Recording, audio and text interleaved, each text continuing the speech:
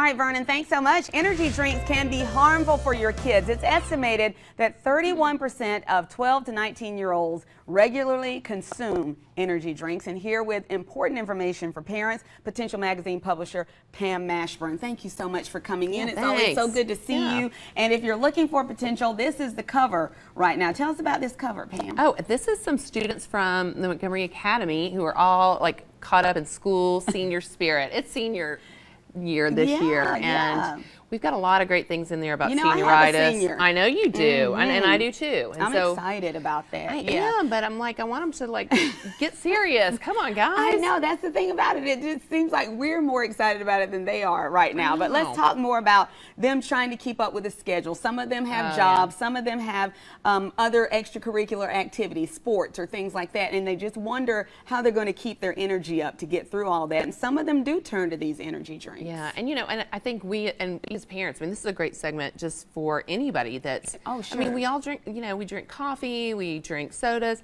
but these energy drinks, especially for teenagers and younger guys, is really can cause some issues. And we were talking to our friends at Children's of Alabama, and they were telling us that they had over, they had 100, let me look at that, 152 cases last year of kids coming in with toxicity. Okay, how does this create that? Yeah, what are the symptoms? What happens? Okay, so apparently we did some research with them, and we found out that it's got more than twice a cup of coffee, and it's the caffeine that's in it. Oh my goodness. So, and not only that, but it's got 29 grams of sugar, which Corey in the next segment could tell you that's almost 8 teaspoons of sugar in one can. In one can. Oh my goodness. That's a lot of sugar. So they're good. So the bad news is they're probably going to come off that sugar high and feel terrible. But for the kids that are mainlining this because they think that's going to help them study harder or do better on a test or perform better in sports. And not diluting it with water or any other drink. They're just drinking this, and that is really not good. It's dangerous. Yes. It causes dehydration, just like if you drink coffee all the time. Sure. But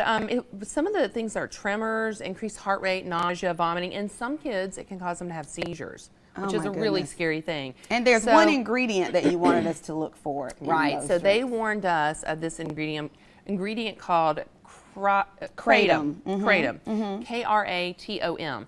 And it's in like those smaller little shot drinks that you can get that are on the counter at the gas station. Just easy to get, inexpensive. Ooh, I need a little energy. Let me grab that, right? Well, so this particular ingredient, it's an herbal kind of substitute there, or piece that's put in there, and it's natural, but but just because something's natural doesn't mean it's good safe. for you. That's right. That's right. So in small doses, it's not a big deal. It kind of creates a stimulant. But if you drink a lot of it, what it causes central nervous system depression, and it can cause kids to even go into a coma. Yeah, and it's addictive. That's right. It is like a narcotic. So yeah, it is addictive, and so they start buying more and more and more. So, you know, until we were talking to the Children's of Alabama folks that were telling us this is a real concern, I really was naive and did not realize it. I mean, I think if it's on the counter, it's probably safe. Yeah, I didn't realize they could get to the point where they need to go to Children's Hospital or do a hospital. I knew it was probably not the best thing for them to drink all the time, but I didn't realize it would give you tremors, increased heart disease, heart rate, nausea, vomiting, seizures, and maybe even send you to the hospital.